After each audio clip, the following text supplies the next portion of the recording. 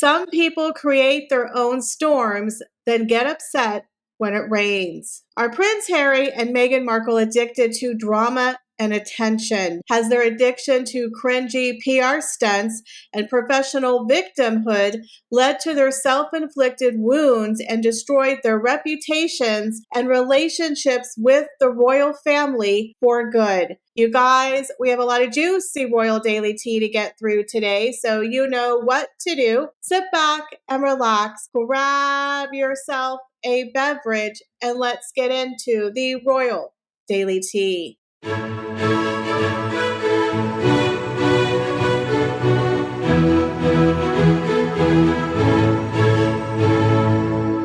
Hi everyone, it's Michelle and welcome back to the Royal Daily Tea. So if you're new here, hi, hello, and welcome.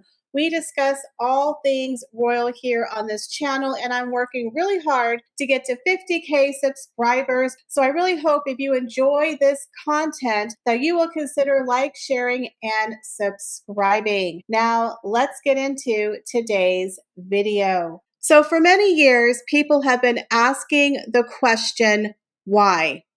Why does Prince Harry let his wife, Meghan Markle, run amok?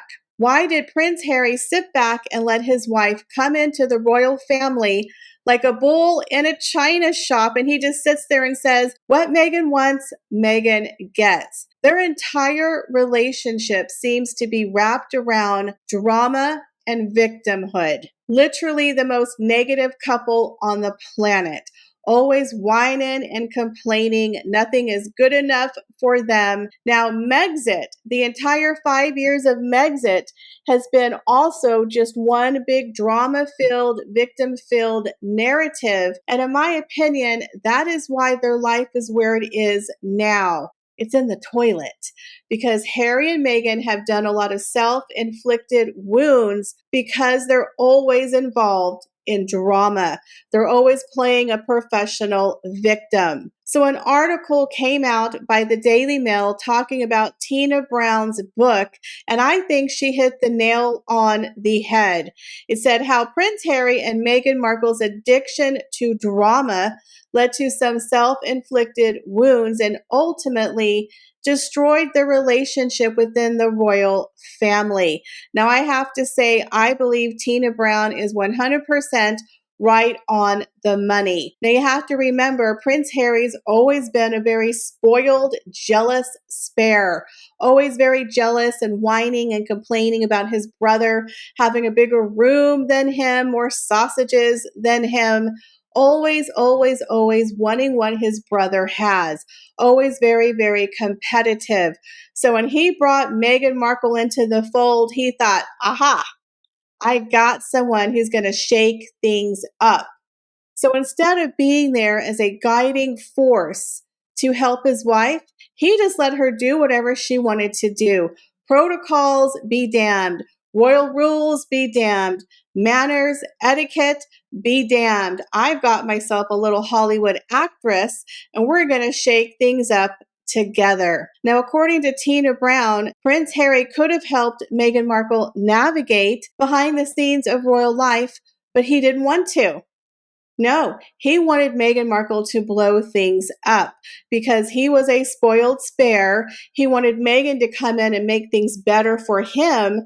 So instead of marrying someone who was going to go with the flow, be a part of the family, be a team player, he married someone who was going to go there and fight battles with him. They were kind of like comrade in arms.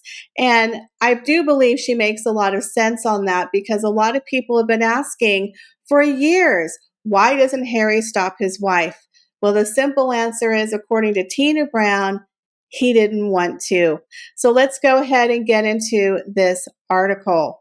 So this article quotes Tina Brown from her book, The Palace Papers, Inside the House of Windsor, The Truth and the Turmoil. Now, what I like about this article and Tina Brown's book is that it pretty much outlines the fact that Harry and Meghan were the problem from the get-go. When Meghan Markle started dating Prince Harry, she was a diva. She was a drama queen. She was already mistreating his courtiers, his staff, and Harry just let her continue with her bad behavior, even to the point of being rude to the royal family as well as their staff at Kensington Palace. So again, the fact that Harry just let her do whatever she wanted, in essence, he created a monster, which turned out to be Meghan Markle, the Duchess of Sussex. She is a monster of Prince Harry's creation because he never ever stood up to her and said, hey, Meghan, if you're going to marry into the royal family, these are the rules. Here's the protocol. You're going to be behind Catherine and Prince William. I'm fifth in line to the throne. There's a hierarchy here to the royal family, and there are rules and regulations that we need to follow. Oh, and by the way, my granny, she's the queen. You need to pay her some major respect. You need to curtsy to her. She's the queen. He never sat there and corrected Meghan. And that is why they had that infamous fight at the dog bowl with Prince William telling Prince Harry, check your woman, bro. Get your woman in line. And they had an argument because Harry is such a hothead that nobody was going to put baby in a corner. Nobody was going to tell him what to do with Meghan Markle. He was so enamored of Meghan. He was under her spell. Now we have to remember that Meghan Markle pretended to be his mother, literally resurrecting Princess Diana from the dead. The woman ensnared him, but at the same time, he did nothing to help her or to explain to her the role in which she would play within the royal family. Now, according to Tina Brown in her book, The Palace Papers, she pretty much says that Prince Harry and Meghan Markle have an addiction to drama that led to some self-inflicted wounds. 100%. She is calling Harry and Meghan out, saying, you've always been the problem. You are your own worst enemy. Everything that has happened to Prince Harry and Meghan Markle to this point is of their own design. It is of their own making. So when Meghan Markle married into the royal family, Harry did nothing. Absolutely nothing. It was what Meghan wants, Meghan gets. And boy, did she get.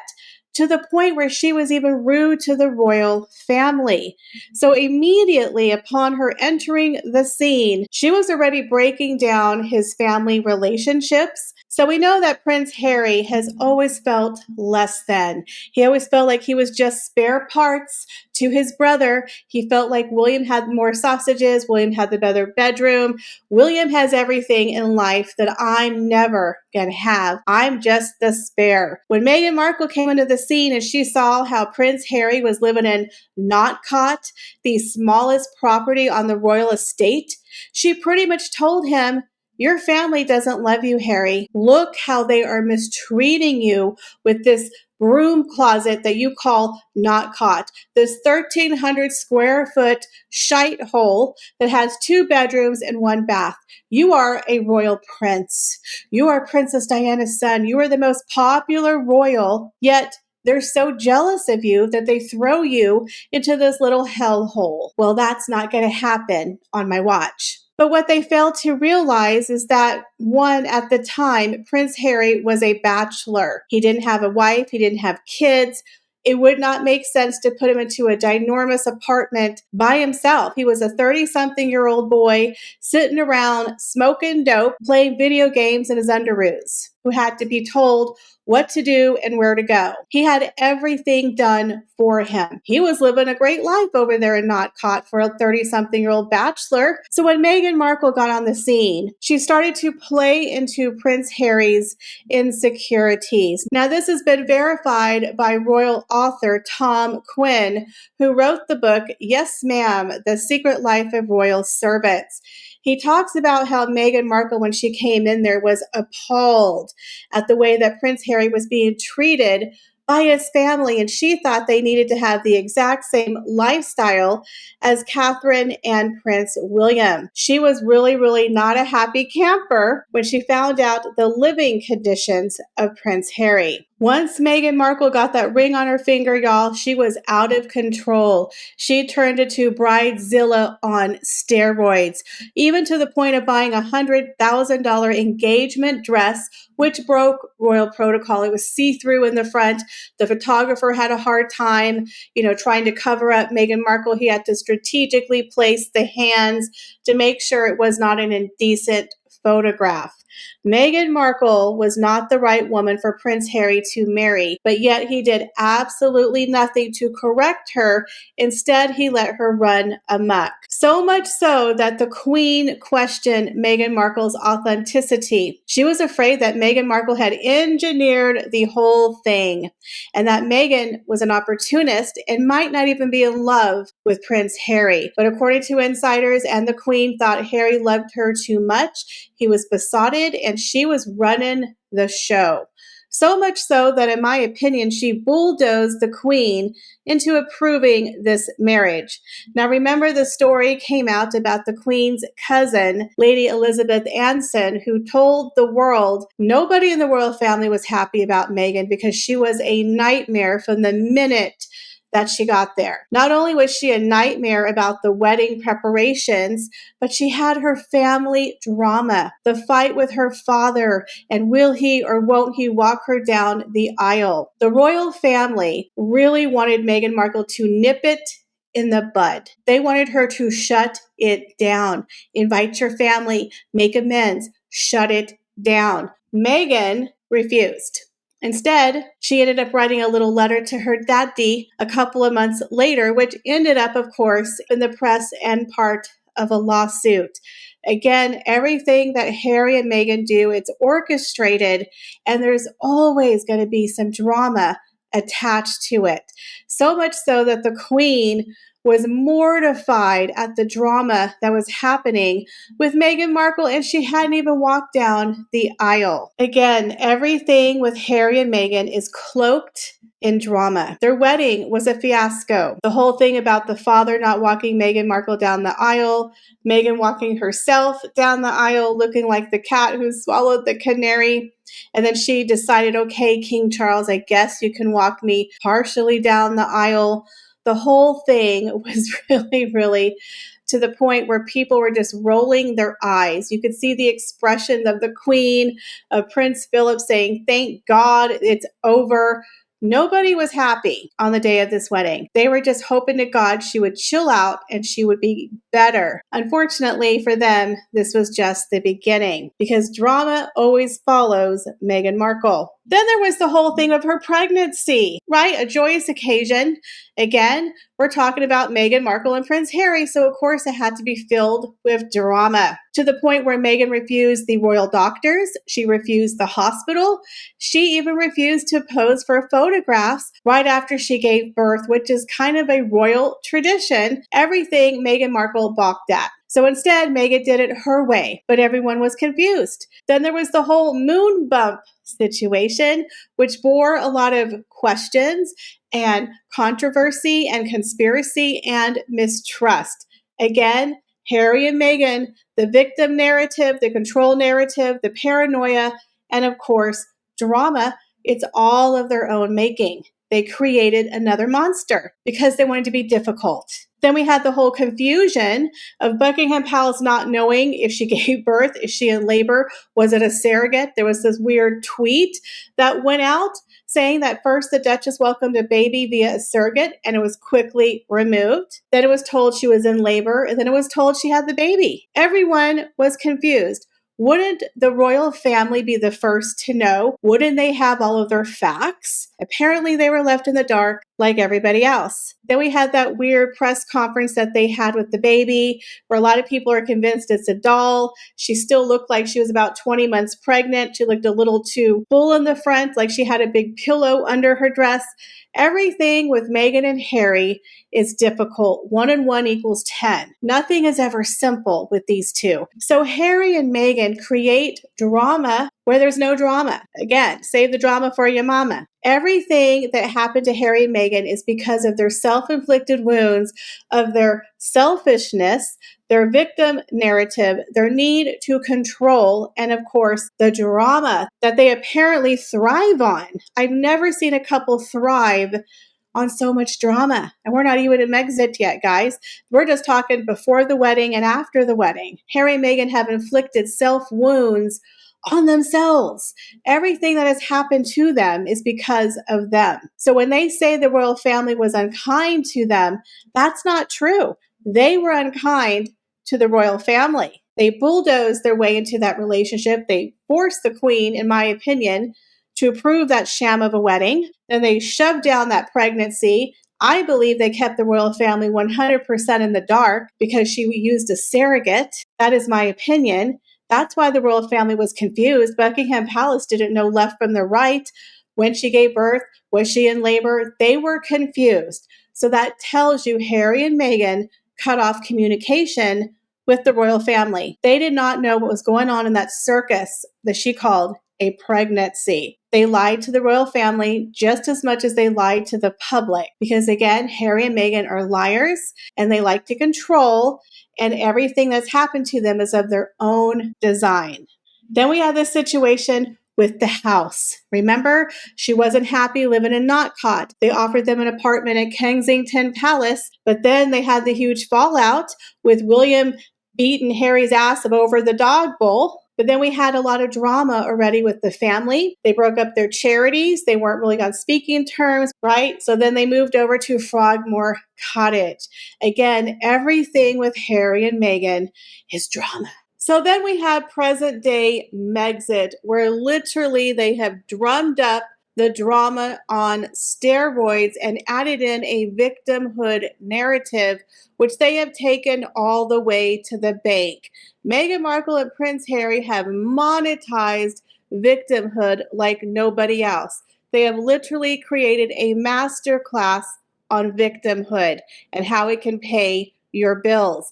When Meghan Markle and Prince Harry sat down for the Oprah Winfrey interview, where they sat there and told the entire world with a straight face just how bad little Megsy had it within the royal family. And that is why I love the fact that Tina Brown and other royal authors are blowing the lid off of this shite. Because now you can clearly see it was Prince Harry and Meghan Markle were the problem the entire time. It wasn't the royal family. It had nothing to do with the fact that Meghan was biracial. I mean, I think that was the least of their worries. They didn't care that she was biracial. They didn't care that she was an actress. What they cared about was her character and the way that she behaved and the way she treated people and the fact that she carried drama with her in a suitcase, the way she treated her family, the way she didn't have one single family member except Doria at the wedding was alarm bells and red flags to the royal family. But unfortunately for them, Prince Harry was all about it.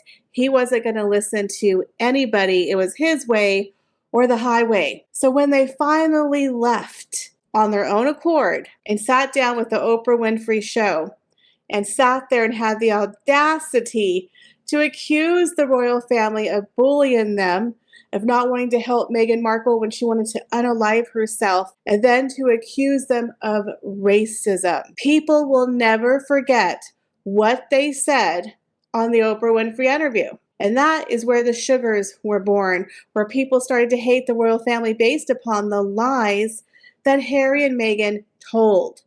And they knew exactly what they were doing. But I do believe they didn't realize at the time just how long that accusation was going to stay out there, because now we can see clearly that Harry and Meghan told a really big, tall tale with Oprah saying, "What? What?" And now they're kind of backtracking saying, it wasn't that bad, really. Yeah, we accuse them of being racist and kind of being mean to Meghan and making her cry over the wedding dress. And Kate didn't let her wear her lip gloss, but, kumbaya. bygones be bygones. Let's kiss and make up, folks, because we're running out of cash. You know what I mean? We got to call old daddy, old pops on the phone here and let him know we're willing to come back. Because if life was so horrific, they would want to cut every single connection that they had to the royal family, and they haven't done that. Instead, they're trying to get back in the palace, and the palace is shutting and locking the door. They wouldn't have given their kids a prince and princess title. They wouldn't walk around with a duke and duchess title constantly if they didn't want to be associated with the royal family. But instead, Prince Harry and Meghan Markle have monetized not only their victimhood narrative, but also their royal titles. It is now their bread and butter. But when they sat down for the Oprah Winfrey interview, that is when a shift started to happen and people started to realize, wait a minute, they're not telling the truth here. There's a lot of porky pie lies. I think there was 13 porky pie lies just that I can remember from this interview alone. But Harry and Meghan, they weren't done with the victimhood, right? No. They had to sit down for the H&M documentary where they had to talk about the unconscious bias and how Meghan was constantly being chased by paparazzo, even though we never had one piece of actual footage to prove their case. Again, Harry and Meghan were monetizing their victimhood, and hey, it was paying pretty handsomely. Then Prince Harry came out with the book Spare. Again, another victimhood narrative that was bringing in $20 million. So monetizing victimhood has been very, very lucrative for Prince Harry and Meghan Markle. The problem is it has completely tanked their reputation and their credibility. And now they're in major trouble. All of their deals are drying up. Nobody wants to be associated with them. Their reputation is in the toilet. And the royal family has gone 100% no contact. So where does that leave Harry and Meghan? Well, it leaves them in a very desperate state. And what happens when you're desperate? Well, you do desperate things to get attention and to remain relevant.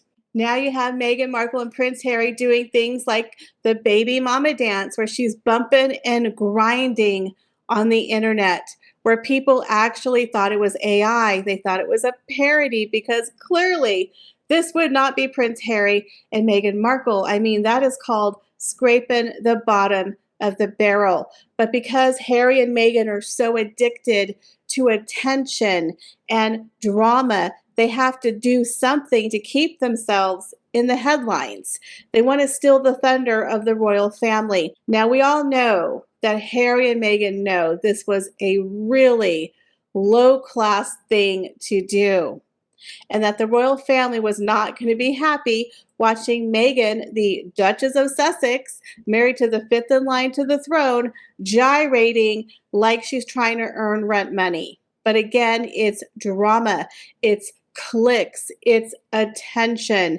Harry and Meghan, besides being major drama queens and victims, they also are attention whores. They cannot stand to be out of the paper. I think they're addicted to the attention. So that is why they do stupid things like the baby mama dance, because that got them a lot of attention. The problem is it was negative attention, but to someone like Meghan Markle, who is a narcissist, it's all the same. It's fuel. But to Harry, he's probably starting to feel the effects of embarrassment of doing these cheap little PR stunts.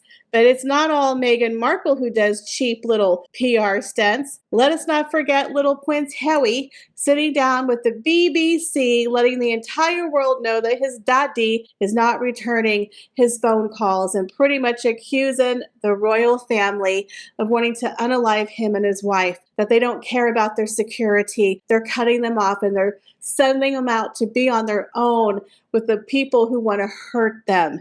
Again, this is such a child victim narrative. Again, a cry for help, a cry for attention. Harry and Meghan cannot stand the fact that the royal family has cut them off and that they want absolutely nothing to do with the royal family. So Harry and Meghan, what are they forced to do? they're forced to do cringy PR stunts, like the letter and the wreath that Prince Harry most recently did. Supposedly, he had a friend go lay a letter and a wreath down for him in secret because it just meant so much to him. He didn't want anybody to know. It was supposed to be in private, but somehow it ended up in the papers. Now, if you remember a couple of years ago when Queen Elizabeth was alive, Harry wanted to send a wreath over to be at Remembrance Day. He wanted to have his wreath with his name on it. He wanted it to be a public display of, look at Prince Harry. He's such a stand-up guy. He lives in Montecito, but he cares about the military. And the Queen said, no, you're not a working royal. Therefore, you're not going to have a wreath. But what does he do? He defies the Queen's wishes. And he does it after the royal family leaves and makes sure it ends up in the papers. Again, that is 100% a PR stunt for attention. It's like the two of them just cannot help themselves. So here we are, 5 years into Megxit, and what exactly has this gotten for Prince Harry and Meghan Markle? I would say absolutely nothing. They're probably in the worst spot that they've been in a while. They're at their lowest ratings in popularity, rating at 20 and 28% of a positive rating in the UK, which is pretty low, considering the fact that Prince Harry's charities are imploding on impact. Meghan Markle's cooking show is going to come out probably to dismal ratings, and their popularity is at an all-time low. Not to mention their deal with Netflix is teetering on life support. So in my opinion, all of this, PR stunts for attention and playing the victim and all of the drama that they're constantly involved in has really hurt them and has definitely caused major self-inflicted wounds. So where do Harry and Meghan go from here? They cannot continue this roller coaster for another 5 years. You guys, it's only been 5 years. It feels like 20 since Megxit. But what do y'all think? Do you believe that Prince Harry and Meghan Markle are addicted to drama, that they're their own worst enemies? And do you believe they're going to keep that train moving up to Dramaville? Or do you believe they're finally going to learn their lesson and start making some positive changes? Let me know what you think, guys, in the comments down below. As always, I appreciate each and every one of you, and I hope to see y'all in the next video. Bye, guys.